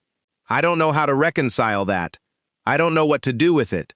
But I know I owe you the honesty of saying it out loud, in front of everyone in this room, instead of privately, where it would be easier for me and less accountable. Elena studied him for a long moment. There was, in her expression, no visible triumph, no satisfaction at watching a man who had threatened her that morning fall apart in front of an audience by evening. There was, if anything, something closer to the same weary clinical assessment she brought to every difficult situation. An evaluation, not of him as an enemy defeated, but of him as a person attempting, with visible difficulty, to tell the truth about himself. I appreciate you saying that, she said finally. I mean that. It costs something to say it in this room, and I know it. She paused. But I'd rather see what you do with it over the next year than accept it as finished right now. Apologies are a start. They're not the whole thing. That's fair, Cross said quietly. Priya Bhatt is in the ER with a splinted wrist because you shoved her out of your way, Elena continued, her voice still even, still without cruelty, but entirely without softness either. That's not abstract. That's a 26-year-old resident who trusted the hierarchy of this hospital to mean something. And you taught her today exactly how much it's actually worth when things get hard. If you want the apology to mean anything, that's where you start. Not with me, with her. Cross nodded slowly, absorbing that, and sat back down, and the room moved forward into the practical business of statements and protocols and the specific bureaucratic aftermath that follows even the most extraordinary afternoon. But something had shifted in the room's quiet undercurrent, a recalibration that would outlast the meeting itself, that would follow Bennett Cross through every interaction he had at Cortland Memorial for months afterward, in ways both subtle and unsubtle. Earned in full by a single afternoon's worth of choices, he would spend a long time trying to be worthy of undoing. Elena found Priya in the ER 20 minutes later, sitting on the edge of a gurney with her wrist in a proper cast now, staring at nothing in particular with the specific, unfocused exhaustion of someone whose body was still processing an adrenaline crash. "Hey," Elena said, pulling a stool over and sitting down across from her. Priya looked up, and something in her face, relief mostly, but underneath it, something more complicated, a kind of recalibrated wonder, moved across her features. "So," she said, "Senior Chief." "That part's true," Elena said. "For what it's worth, I didn't lie to you about anything that actually mattered. I just didn't tell you everything." "You told me pattern recognition builds with practice," Priya said. "That still checks out. I just didn't understand the scale of the practice you meant." Elena almost smiled, the first genuine, unguarded expression to cross her face in hours. "No," she agreed, "you didn't." They sat together for a moment in the comfortable, exhausted quiet of two people who had survived the same impossible day from very different vantage points. Priya's cast rested in her lap, and outside the curtain separating the bay from the rest of the ER, the hospital continued its recovery. Cleanup crews, administrators, the low murmur of a building processing trauma on an institutional scale. "Can I ask you something?" Priya said finally. "You can ask." "When you told me to go to the supply room, when you were dragging me out of the hallway, were you scared at all?" Elena considered the question with the same careful honesty she brought to everything. "Not the way you mean," she said. "Fear, for me, mostly happens after. In the moment, there isn't room for it. There's just the next decision, and the one after that. It's not bravery, exactly. It's more like the fear gets deferred. It shows up later, when it's safe enough to. She paused. My hands were shaking pretty badly about 20 minutes ago, sitting on the floor of the ICU. That's usually when it catches up to me. That sounds exhausting, Priya said. It is, Elena said simply. It's also just how I'm built now. 2 years of trying to build a different version of myself hasn't changed that part. Priya studied her for a moment. Are you going to stay? She asked. Here, at Cortland, now that everyone knows. It was, Elena understood, the question underneath every other question in that room. The one that mattered more than the specifics of rank and classification, and the machinery of federal investigation now unfolding around her. She thought about it honestly, the way she tried to think about everything. I don't know yet, she said. I built a life here because I needed somewhere quiet to become a person again, after everything. That life isn't quiet anymore, and I'm not sure yet what it looks like now. But I know I want to keep doing this. The actual work, the patience, the charts, the pattern recognition you're building. That part I'm not willing to give up, whatever else changes. Good, Priya said, with a directness that surprised them both. Because you're the best teacher I've had since I started residency, and I'd like to keep learning from you. Even if it turns out you used to be a legend nobody was allowed to talk about. I was never a legend, Elena said. I was just a medic who refused to let people die if I could help it. That's a smaller thing than it sounds like, most days. It doesn't sound small today, Priya said. Elena didn't have an answer for that, and didn't try to find one. She reached out instead and gently checked the fit of Priya's cast, the automatic, caretaking gesture of someone who could not stop being a nurse, even in a conversation about the parts of her life that existed far outside nursing, and Priya let her, understanding, in some wordless way, that this, the checking, the caring, the specific attentiveness Elena brought to even the smallest medical concern, was as much an answer as anything Elena could have said aloud. The federal investigation into the attack on Cortland Memorial moved with a speed that surprised even the agencies involved, propelled by the specific urgency that attaches itself to any case where a witness protection failure very nearly resulted in a federal informant's death inside a hospital.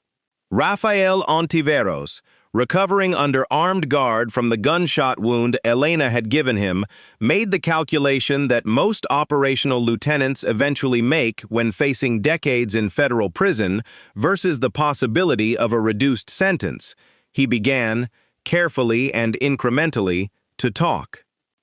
What he offered, over the following weeks, connected not just to the immediate attack on the hospital, but to a broader logistics network that federal investigators had been trying to fully map for years, and Danny Suarez, who woke from his medically induced coma 4 days after the attack, disoriented, in pain, and utterly unaware for the first several hours that he had nearly died a second time while unconscious, became, alongside Ontiveros's cooperation, one of the central pillars of a prosecution that would eventually result in 11 federal indictments across 3 states.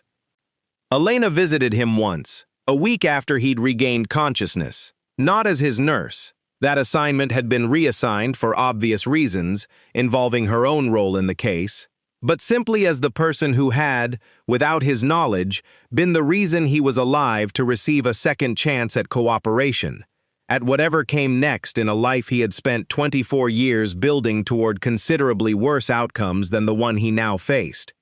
They told me what you did, Danny said, still weak, an IV in his arm, his voice hoarse from the ventilator tube that had so recently been removed. I don't really know what to say to that. You don't have to say anything, Elena said.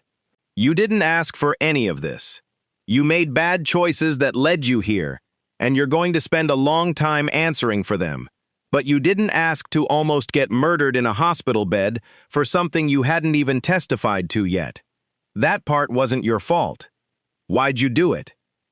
Danny asked, You didn't know me. You didn't owe me anything. Elena considered the question the way she considered most things, carefully, honestly, without the easy answer that would have made the conversation simpler. "Because you were a patient," she said finally. "And because I've spent my whole adult life believing that the job doesn't come with an asterisk, it's not conditional on whether I approve of the person in the bed. The moment it becomes conditional, it stops being medicine and starts being something else, something I don't want to be part of." She paused. "You've got a chance now to make something out of what's left. I hope you take it. That's not medical advice. That's just what I hope." Danny didn't have anything to say to that for a long moment. When he finally spoke, his voice was rougher than before, thick with something he seemed almost embarrassed by. "Thank you," he said. "I mean it. Whatever else, I mean that." "You're welcome," Elena said, and meant it, and left the room without needing anything further from him, because she had never done any of it for gratitude in the first place. 6 weeks after the attack, Rear Admiral Bellwether returned to Cortlandt Memorial, this time with advance notice, a proper delegation, and a ceremony that Elena had initially resisted and eventually, reluctantly, agreed to, not because she wanted the recognition, but because Bellwether had made an argument she found difficult to refute. "This isn't only about you," he'd told her over the phone 2 weeks earlier. Doyle and Hutchins never got a public accounting of what actually happened to them. Their families were told a version of the story that wasn't true, for 2 years, because the truth was inconvenient to people who needed it to stay buried. Part of what happens in that hospital conference room is about honoring what you did today. But part of it is about finally telling the truth about what happened 2 years ago, in front of enough witnesses that it can never quietly disappear again. That part isn't optional. Those families deserve it, even if you'd rather skip the ceremony. She had agreed after that, understanding the specific weight of his point in a way that overrode her own preference for staying unremarkable. The ceremony took place in the same conference room where Cross had stood and apologized 6 weeks earlier, though the room looked different now. Repainted slightly, reorganized, the hospital administration having used the intervening weeks to quietly transform the space into something that could hold an occasion of this scale. Department heads filled the seats along with nursing staff, most of them people who had worked alongside Elena for 8 months, without ever suspecting the full shape of who she was. Priya sat in the front row, her cast finally removed, her wrist still slightly stiff, in a way she'd been told would resolve fully within another month. Agent Cray attended in her formal capacity, along with 2 representatives from the Department of Justice tracking the ongoing prosecution against Ontiveros' network. Danny Suarez, still under witness protection, but granted a supervised furlough for the occasion at his own insistent request, sat near the back beside 2 federal marshals, present specifically because he had wanted, in his words, to see the thing through properly. Bennett Cross sat in the 3rd row. He had, in the 6 weeks since the attack, completed a formal review process regarding his conduct, submitted to a mandatory period of supervised practice, and, in a detail that had genuinely surprised several people who knew him, including Elena herself, personally sought out Priya Bhatt to apologize directly, repeatedly, and had followed the apology with concrete action, advocating for her transfer onto a research fellowship she'd been quietly hoping for, mentoring her through a difficult case with none of his old dismissiveness, showing up, in the accumulated small increments of 6 weeks, as a genuinely different presence on the trauma floor than the one who had walked into his office that morning and threatened Elena's career. It was not, Elena understood, a complete transformation. People rarely underwent complete transformations in 6 weeks, or in 6 years, and she held no illusions that a single afternoon of public humiliation had rewired 2 decades of ingrained arrogance. But it was, undeniably, a beginning. The kind of beginning that mattered more in its consistency over time than in its dramatic origin story, and she found, watching him sit quietly in the 3rd row without any of his old performative self-importance, that she was cautiously, genuinely willing to believe it might continue. Bellwether stood at the front of the room in full dress uniform this time, no longer the flight suit of an emergency scramble, but the formal weight of an occasion that had been properly planned, and he spoke for nearly 15 minutes. First about the mission 2 years earlier, naming Doyle and Hutchins in full, describing without operational specifics the courage of the team that had been compromised by someone whose betrayal had cost 3 lives, informing the room, with careful weight, that the individual responsible had been identified and was, as of that week, in federal custody awaiting trial on charges that would remain sealed until the broader investigation concluded. Then he turned to the matter of Elena Vega. 2 years ago, he said, this woman kept a wounded operator alive for 11 hours in hostile territory, when every reasonable calculation said the effort was likely to fail. She refused to accept that calculation. 6 weeks ago, in this building, she did something similar. Refused to accept that the math of 4 armed men against 1 unarmed nurse was a math that had already been decided, and through skill, discipline, and a willingness to walk directly toward danger that most people spend their entire lives never being tested on, she changed the outcome. He paused, looking directly at her. Senior Chief Elena Vega's full service record, previously classified, has been reviewed and, effective this week, partially declassified for purposes of formal recognition. I am authorized to inform this room that Senior Chief Vega is being awarded the Navy and Marine Corps Medal, the highest non-combat decoration for heroism this country grants, in recognition of her actions in this hospital 6 weeks ago.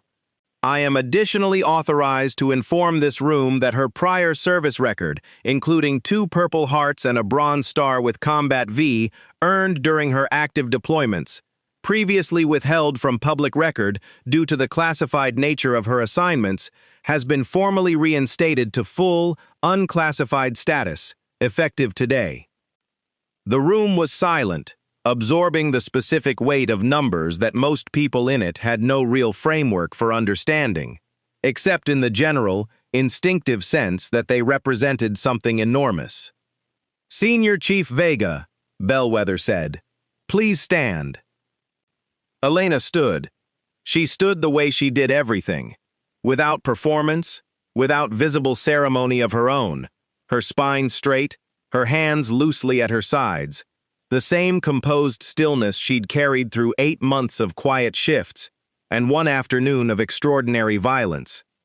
Bellwether crossed the room to her, and the citation he read aloud described, in the careful, formal language of military commendation, actions that everyone in that room had either witnessed directly or heard, recounted so many times in the last 6 weeks that the words had taken on the specific weight of local legend.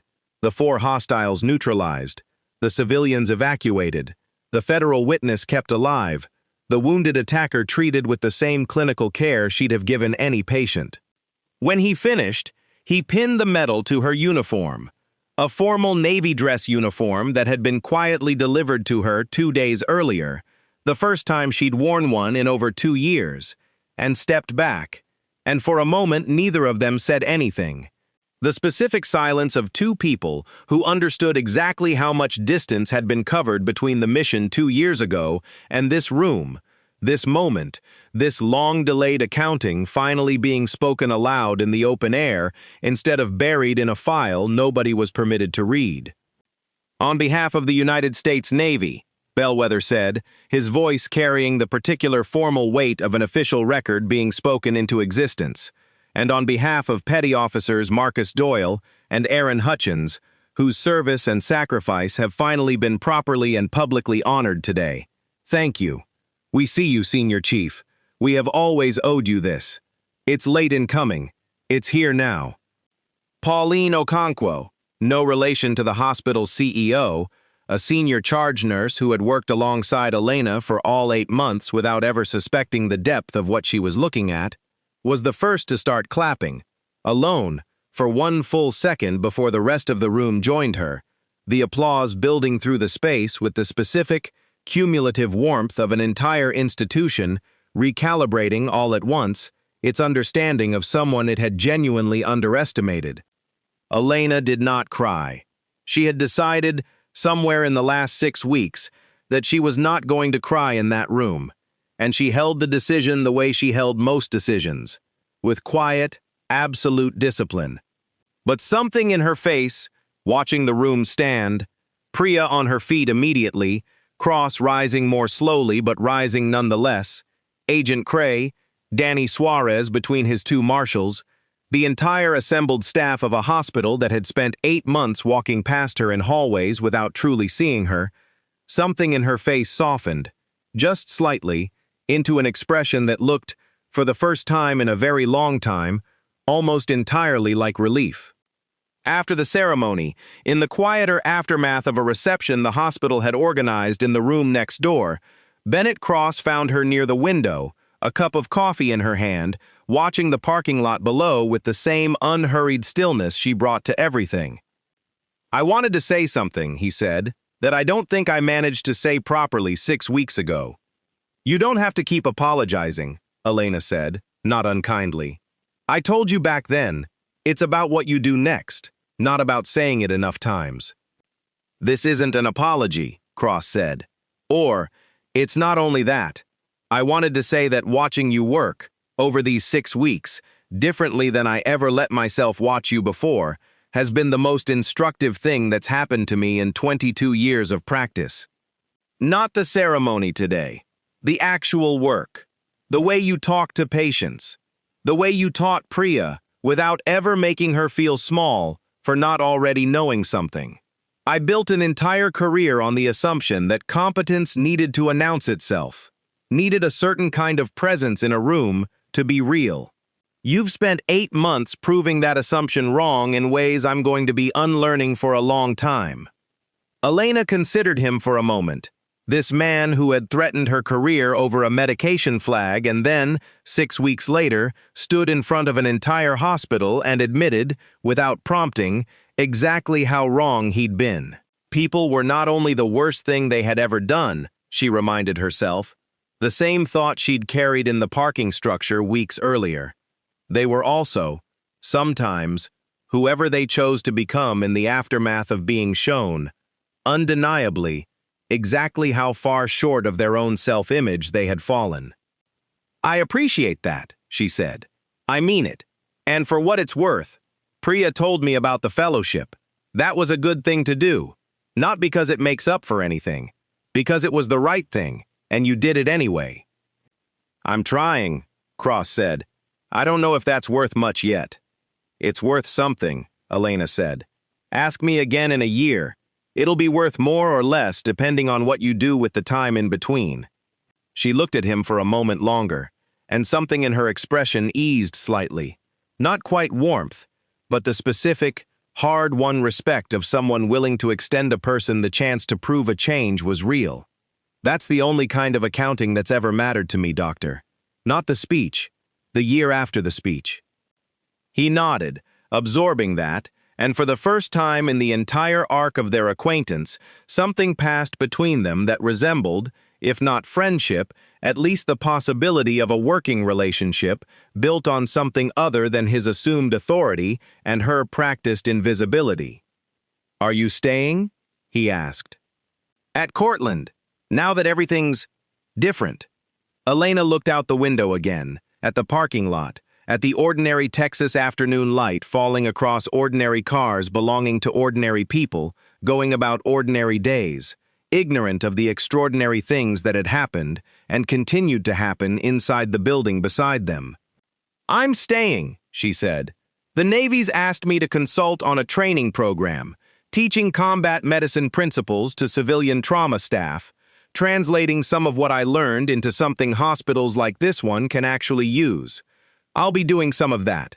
But the core of it, the actual patients, the actual shifts, the actual work, I'm not giving that up. It's the only part of any version of my life that's never once felt like performance. It's just true, every time, no matter what else is happening around it."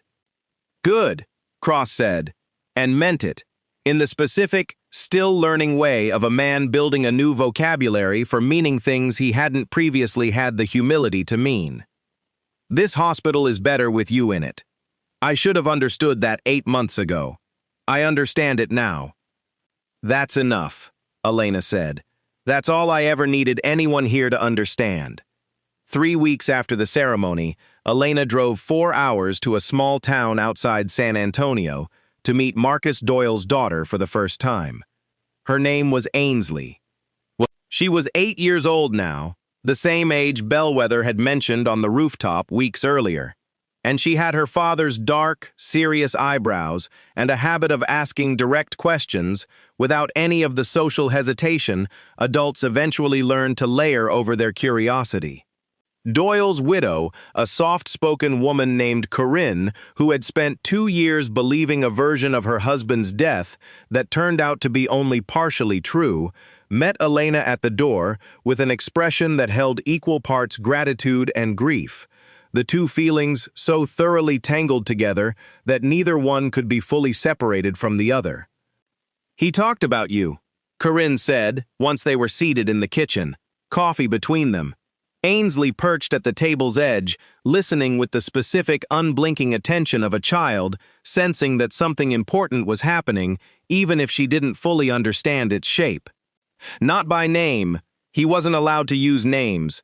Not with me, not about anything specific. But he talked about a medic on his team who scared him more than the enemy did, because she'd apparently once threatened to sit on his chest until he agreed to get an IV he was refusing out of stubbornness. Elena felt something in her chest, a specific ache that had nothing to do with physical injury and everything to do with the particular weight of grief carried across 2 years, and finally, in this kitchen, allowed to be spoken aloud between two people who had both loved the same man in different ways. "That's a true story," she said, and something in her voice cracked, just slightly, the first real crack Elena had allowed anyone to see in the 6 weeks since the attack. He hated needles. Hated them more than he hated anything the actual mission threw at him. I used to tell him it was going to be on his headstone. Hated needles more than combat. Corinne laughed. A real laugh, surprised out of her, and it dissolved, almost immediately, into tears, and Elena reached across the table and took her hand, and for a long moment neither of them said anything else, because there was nothing else that needed to be said. Only the specific, necessary work of two people sitting together inside a grief that had finally, after 2 years of enforced silence, been allowed its proper shape. "Was he scared?" Ainsley asked eventually, her voice small but steady. "At the end, was my dad scared?" Elena looked at her for a long moment, weighing the question with the same careful honesty she brought to everything, understanding that this particular child deserved neither an easy lie nor an unnecessarily brutal truth, but something calibrated precisely to what an 8-year-old needed to carry forward, rather than what would simply satisfy adult notions of complete disclosure. "I think everyone's a little scared, in moments like that," Elena said. "But I was there with him, right up until I couldn't be anymore. And I can tell you the truth, which is that he wasn't thinking about himself. He was making sure the people around him were going to be okay. That's who your dad was. Even at the very end, that's who he was." Ainsley absorbed that with the particular seriousness of a child processing something too large for the room it was being said in, and then, in the specific way children sometimes did, moved directly from grief into curiosity, without any visible transition. "Did you really carry a soldier 6 miles on a stretcher made out of a poncho?" Elena felt something in her chest ease, grateful for the shift, grateful for the resilience of children, grateful for a question she could answer without any complicated weight attached to it. 6 kilometers, she said, which is a little less than 4 miles. And it wasn't really a stretcher, it was more like dragging someone very carefully, while trying not to hurt him worse than he already was. "That's still really far," Ainsley said, with the specific solemn approval of an 8-year-old deciding an adult had passed some important test. "It felt far," Elena agreed. "It felt like the farthest 6 kilometers of my whole life." They talked for another hour. Corinne asking careful questions about the parts of Marcus's service she'd never been permitted to know. Elena answering what she could, declining gently the pieces still bound by classification she had no authority to release. And by the time she left, driving back toward Cortland Memorial through the long amber light of a Texas evening, something in her chest had settled that had been unsettled for 2 years, not resolved, not fully healed, because some things never fully healed, but settled in the way that a wound settles once it's finally been properly cleaned instead of simply covered over and left to fester beneath a bandage too small for what it was hiding.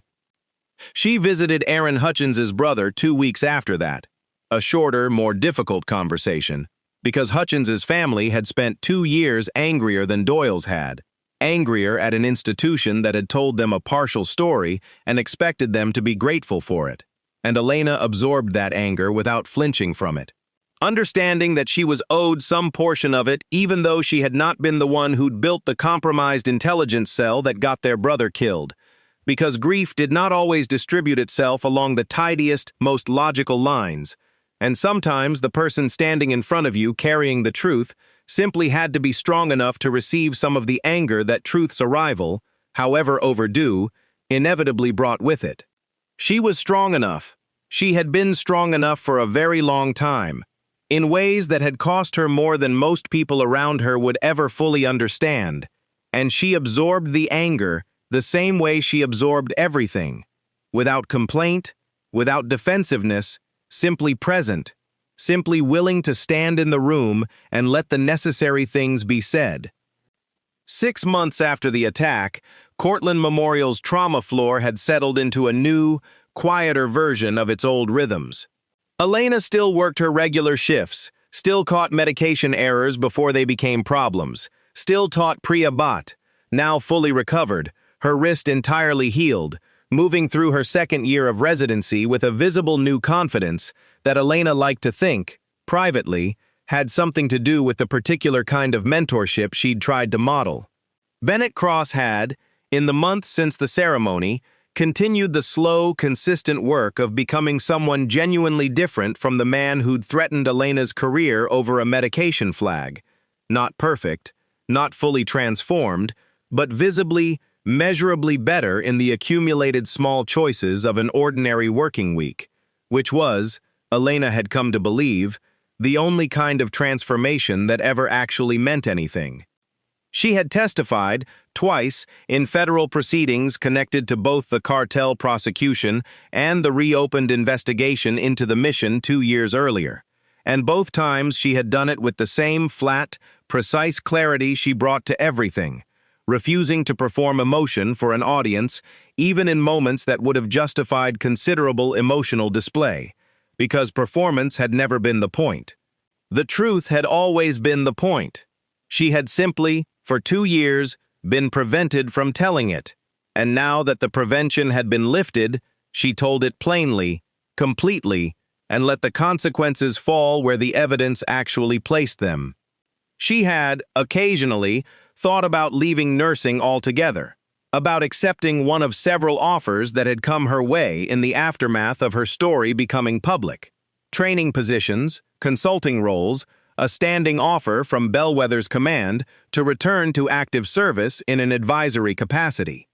She had considered each one carefully and declined every single one, because the thing she had discovered, in 8 months of quiet anonymity and 1 afternoon of extraordinary violence, was that the actual work, the charts, the vitals, the patient in front of her whose fear or pain or confusion needed exactly her full attention regardless of anything else happening in the world around them, had never stopped being the truest version of who she was.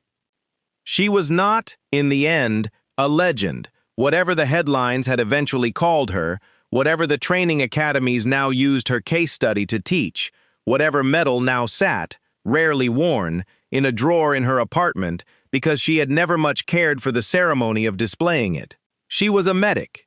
She had always been a medic, underneath every uniform, every rank, every classified designation, every quiet civilian disguise she had ever needed to wear.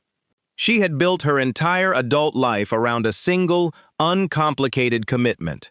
that the person in front of her mattered, that their survival was worth whatever it cost her personally to secure it, and that this commitment did not require an audience, did not require recognition, did not require anyone at all to understand the full weight of what it had taken her to become someone capable of holding it. On a quiet Tuesday morning 6 months after the attack, a morning that felt, deliberately, like every other ordinary morning she had worked at Cortland Memorial, because she had specifically, carefully built it to feel that way, Elena Vega walked onto the trauma floor at 6:45 a.m., checked her assignments, reviewed her first patient's chart, and began, once again, the quiet, unglamorous, essential work of showing up for whoever needed her that day. It was, in the end, the only thing she had ever really wanted people to understand about her. Not the medal, not the classified history, not the 4 men she'd put on the ground with a fire extinguisher and a stolen sidearm, and the specific, hard-won calm of someone who had learned, a long time ago, exactly how to function when everyone around her had lost the ability to. Just this, that she showed up, that she had always shown up, that she would keep showing up, for as long as there was a person in front of her who needed someone steady enough to hold the weight of an emergency without flinching from it. That was the whole of who Elena Vega was. It had always been enough. It would always be enough.